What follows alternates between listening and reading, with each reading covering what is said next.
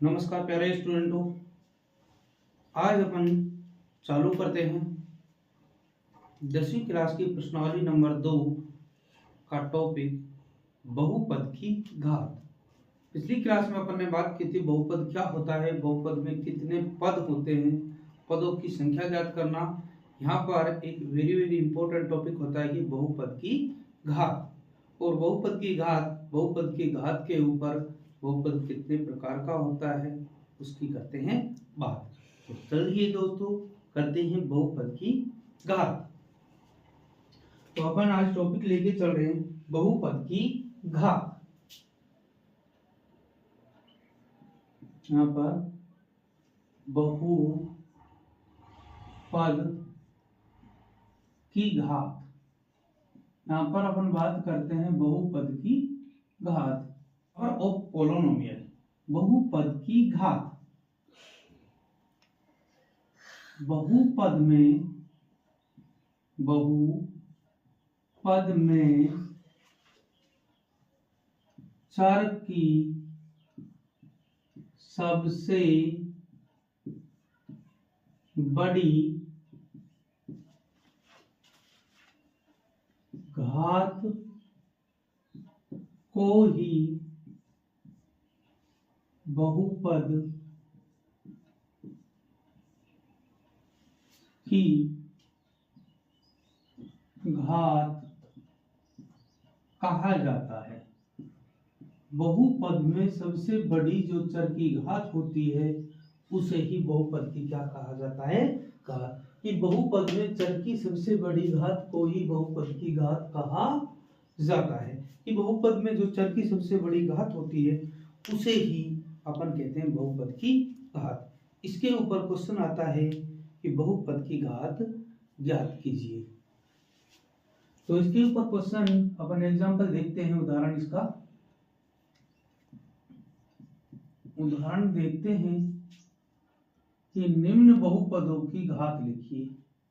निम्न बहुपदों की घात लिखिए। निम्न बहुपदों की घात लिखिए, यह घात ज्ञात कीजिए। निम्न बहुपदों की घात लिखिए। तो चलिए करते हैं कर निम्न बहुपद। पहला बहुपद अपन ले लेते हैं कि px बराबर 2x square plus 3x plus 1। और दूसरा ले लेते हैं 4x की घात 5 माइनस x की घात 4 प्लस 3x का स्क्वायर माइनस 2x प्लस 1। ये अपन ने लिए दो बहुपद। एक है 2x square plus 3x plus 1 और दूसरा है 4x की घात 5 फिर माइनस x की घात 4 प्लस 3x की घात 2 माइनस 2x प्लस 1। इधर इसमें देखें तो चर की सबसे बड़ी जो घात है वे 2 है। इधर घात 1 है चर की, इधर 2 है। तो सबसे बड़ी चर की जो घात होती है बहुपद में जो चर होता है उसके सबसे बड़ी जो घात होती है उसमें उसको ही बहुपद की घात कहा जाता है। तो इधर बहुपद में घात सबसे बड़ी 2 है तो इसलिए ये बहुपद की घात कहलाएगी 2।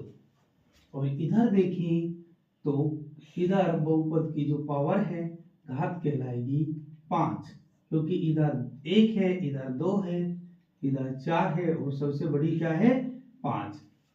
तो ये हुई बहुपद की घात।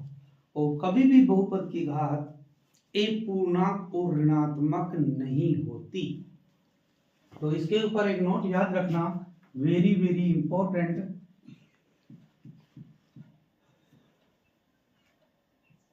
बहुपद की घात कभी भी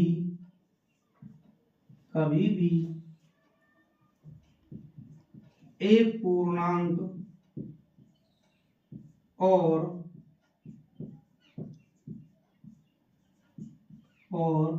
ऋणात्मक अपूर्णांक और ऋणात्मक नहीं होती है। कभी भी बहुपद की घात कभी भी एक तो एक पूर्णांक नहीं होती अर्थात बटे में नहीं होती, और ना ही वे ऋणात्मक होती यानी माइनस में नहीं होती, नॉन नेगेटिव होती। तो ले लीजिए इसका स्क्रीनशॉट।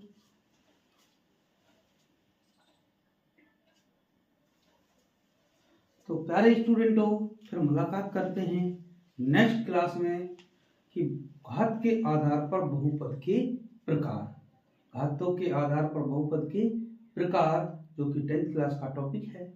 तो करते हैं फिर मुलाकात। तब तक के लिए सभी को धन्यवाद दोस्तों। जय हिंद, जय भारत।